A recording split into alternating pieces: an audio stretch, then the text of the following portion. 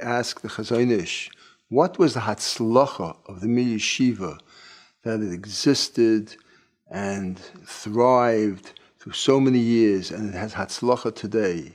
He said, because in Europe, in that town, there were very Eilecha Balabatim that wanted to have Torah learning in their town.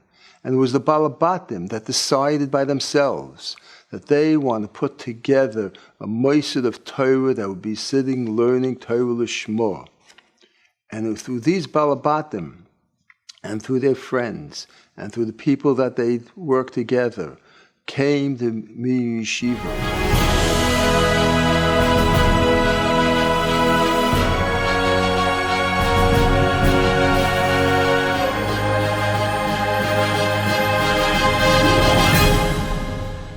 Today is the continuation to connect with those Balabatim, those Gedolim, the Moist Nefesh over the years, so that we should continue the Mir Yeshiva, Torah Lishma, and the Eilach Kate. Like the Chazonish said, it's the Hatzlacha through the Balabatim, through the Gedolim, that we connect together so that we should continue the learning of the Mir Yeshiva B'yas HaMashiach. In our lifetime, I don't know if we'll ever experience another yeshiva that will experience a 200th anniversary, which obviously is a tremendous accomplishment for us as a nation, as Klal Yisrael. The Mir is Klal Yisrael's yeshiva. It doesn't belong to a yachid, it doesn't belong to a family, it belongs to all of Klal Yisrael. And I think that you look at the subset of tonight's hosts and you see people that haven't learned in the yeshiva, people that have learned in other yeshivas, people from all parts of the world that find yeshiva to be their yeshiva. My connection to the Mir Yeshiva started when I was in high school. Our family took a trip to Israel, and my father brought me for a visit to the Mir Yeshiva to see Lazy Yudel. The visit made an impression on me. My father always liked big numbers. When my father did anything in business, he always wanted it to be big, and when my father did things that related to Klal Yisrael, he always wanted it to be big. He had a special respect for Rav Nosson Tzvi, that Rav Nosson Tzvi was a builder and was looking to do big things with the yeshiva. In 1991, Rav Nosson Tzvi came for the first time to garner funds for the Mir Yeshiva. I got a call that Rav Nosson Tzvi would like to come and visit me. I wasn't about to let Rav Nosson Tzvi come to see me, so I traveled to Borough Park to meet him. In the first meeting, he was telling me that he saw there are many buildings available in Beis Yisrael, and he has a chance to buy them and expand the yeshiva.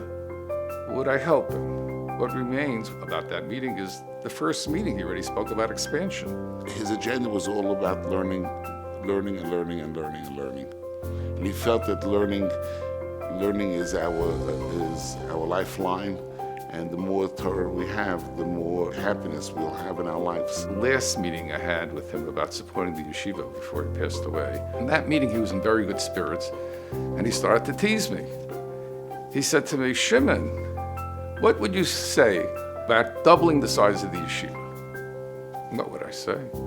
So I responded, Yeshiva, when HaKadosh Baruch Hu made the world, Chazal say that he made it with oros, with lights. And then he built kalim, receptacles for those lights. And when those lights started to shine into those kalim, they broke.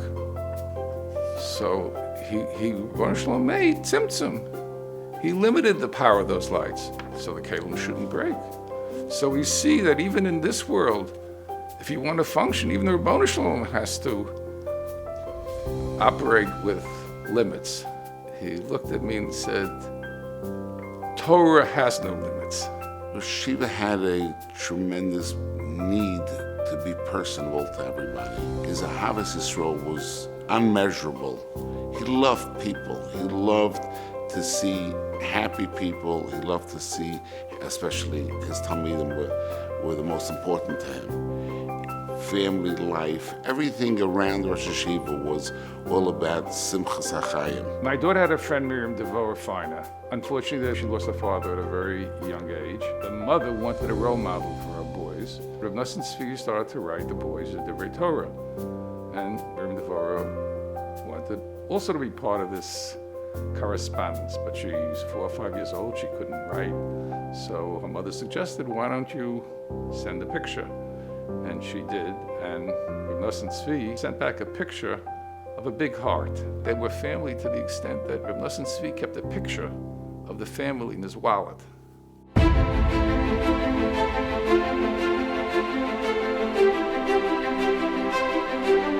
Reb Nosson Tzvi had a tremendous weight of the yeshiva on his shoulders at all times, and the alumni of the yeshiva have taken on that weight so that the yeshiva can focus on building the yeshiva. All of a sudden, wow, a new generation grew into the position of carrying the chrayas of Yeshivas Mir. It's not so pashut that we were chosen, we're here. People on the board, all the friends that helped, everyone that came to us, and those that couldn't come, to be able to say, Hineni, we're ready. We're here for the Mir Yeshiva, the schus of being able to have Torah connected 200 years, undisturbed.